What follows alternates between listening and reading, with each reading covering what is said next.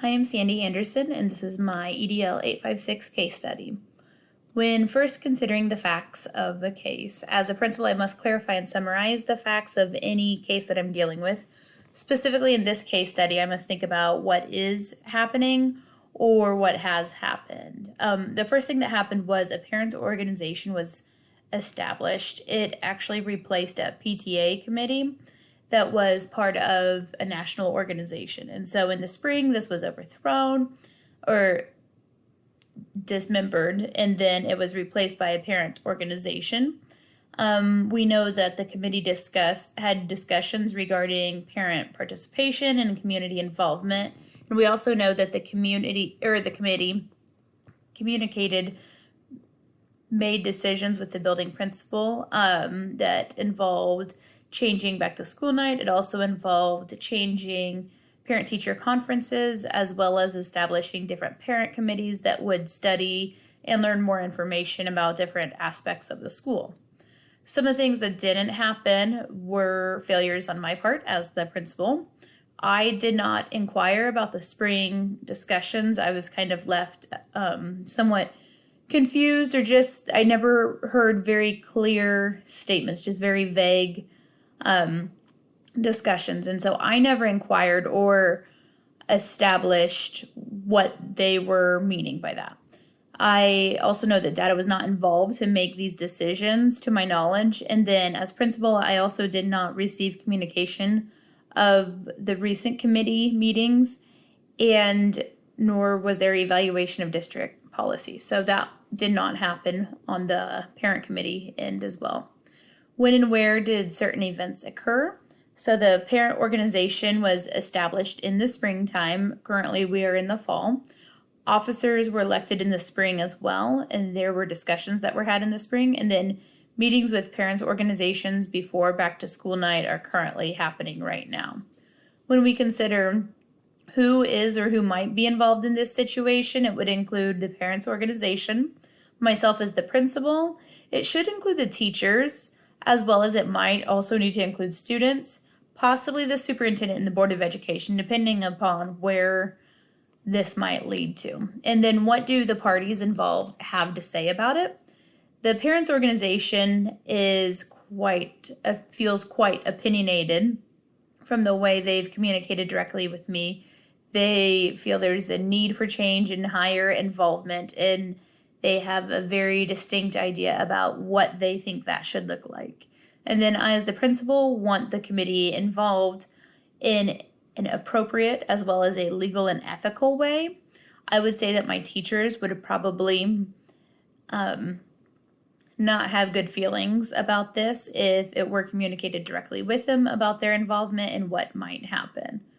When we consider any legal or ethical issues that might occur, there's several legal issues that are pretty big deal that I believe my job as a principal, I need to place the student and staff well-being first by considering these legal and ethical issues that might be involved, though I want the parent organization involved. These are the first things I need to look at. So first of all is FERPA, and that would be the privacy of students.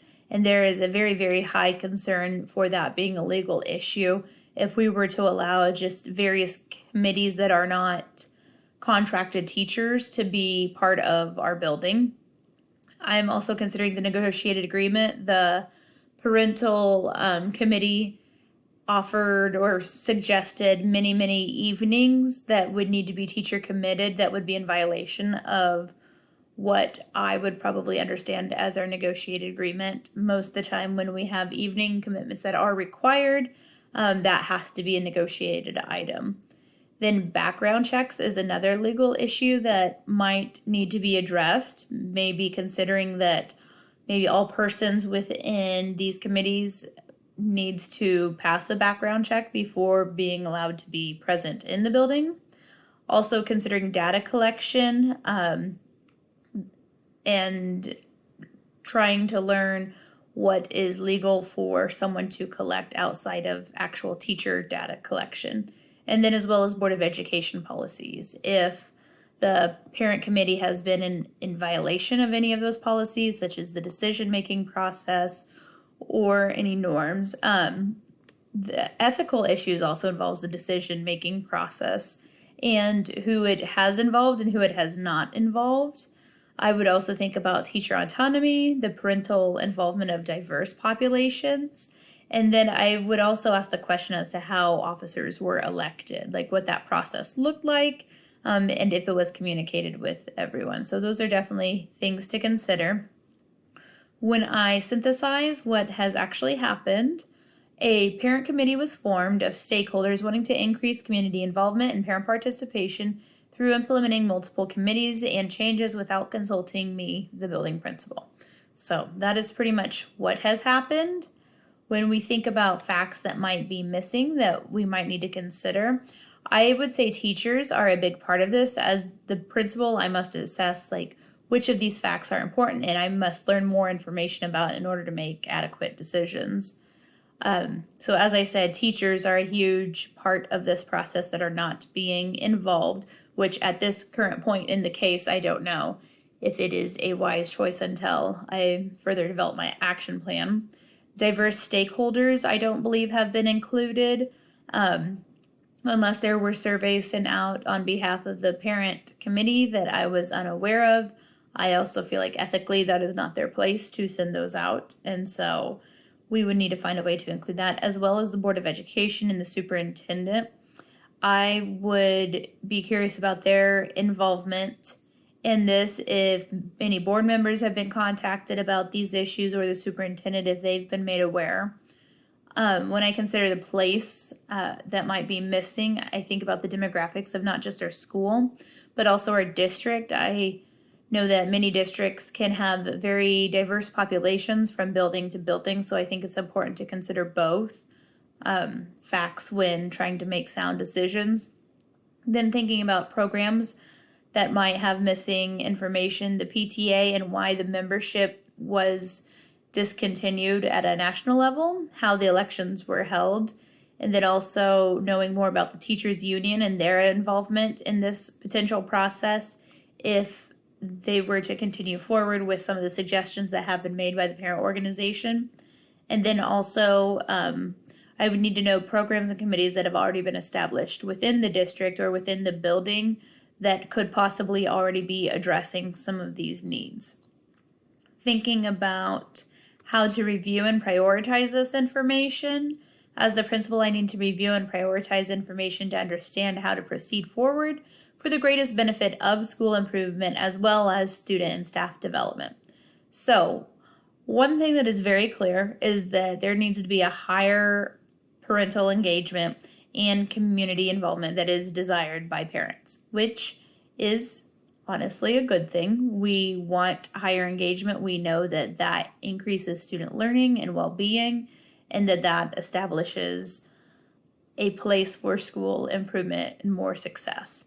We really need to consider the legal and ethical issues that arise with the parent committee suggestions, and those need to be a top priority, especially student safety. That's one thing I hadn't listed on there that is something that needs to be always asked. The question that's always asked, is this legal? Is this ethical? It definitely needs to be part of that decision-making process, which I also mentioned down there. Decision-making or communication norms, those need to be established, or if they have been established, they need to be implemented and held accountable for. The data involvement in this process, or the lack of data involvement in the process in which the parent committee has gone about, needs to definitely be considered and looked at, because we know that's how we can make the most sound decisions. And then as we kind of work through those things, I would say the back to school night plan needs to be assessed first. That should be the first item in which the committee looks at.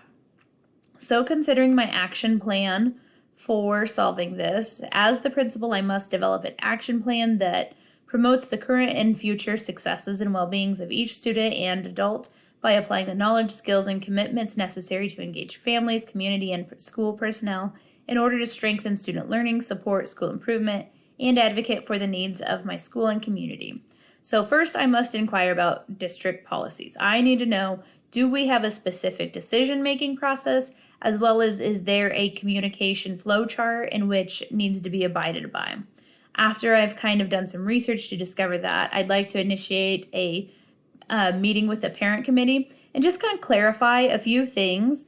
I want to know what their rationale for the newly established committee is. I want to know the process in which they went through to elect officers.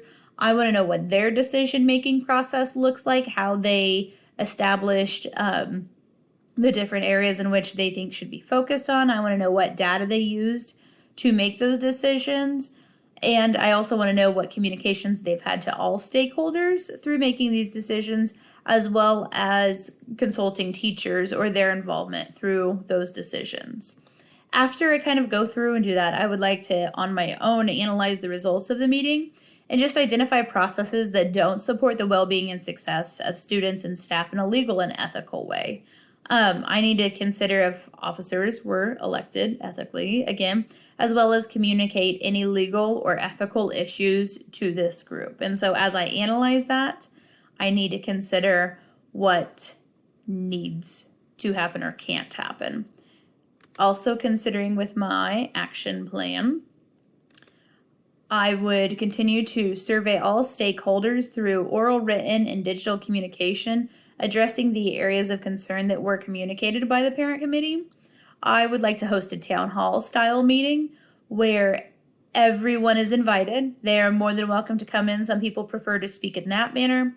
It would have to be a timed, structured thing with norms, and so it didn't become a free-for-all where everyone just kind of said the same thing. That way everybody had a certain amount of time to speak and share. I would also give a written explanation of why this is being talked about, why we are asking for feedback, as well as issue paper copies of the survey for anyone who might need it. And then I'd have digital access to the meeting, rather maybe through Zoom or Google Meets, as well as digital versions of the survey. In order, after we kind of go through that process and kind of collect feedback from everyone within our district, I would love to collaboratively engage with the parent committee. I believe that we would first need to communicate the decision-making process for the district, and if one wasn't established, we could establish one at that time. We would also need to establish norms collaboratively in a way that would always engage our diverse populations and community involvement. We'd also need to collectively review the survey results in regards to back to school night. I feel like that's the first task to tackle and proceed with the decision-making process. So whatever we had established, we can identify the problem. Whatever those steps in that decision-making process were, we would go through and follow that. And then once that had occurred, we could follow up with an evaluation survey of the back to school night practices. Once we've done those things, in order to address the different areas that were shared of concern through the survey as prioritizing them, I would kind of develop an agenda or a calendar where we could meet and kind of go through that same decision-making process while still following norms throughout the rest of the year.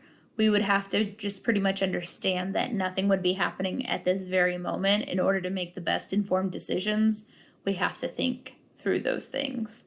So then after my action plan, I need to evaluate and assess my action plan. That's where I kind of think about the pros and the cons, because as the principal, I must evaluate these to ensure the success and well-being of all my students and staff. That's a big piece that is not being mentioned as much on my part. And so I would say that that's kind of one con. But first I'll go through the pros that I feel like I've established with my plan. I do feel that it preserves and increases family engagement instead of just cutting off this parent committee and saying, well, that's not how we do things.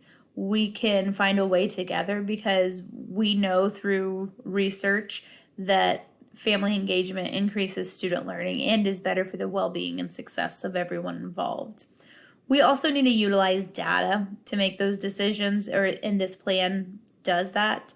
It also collaboratively includes diverse families. It includes all the populations and watch for part 2.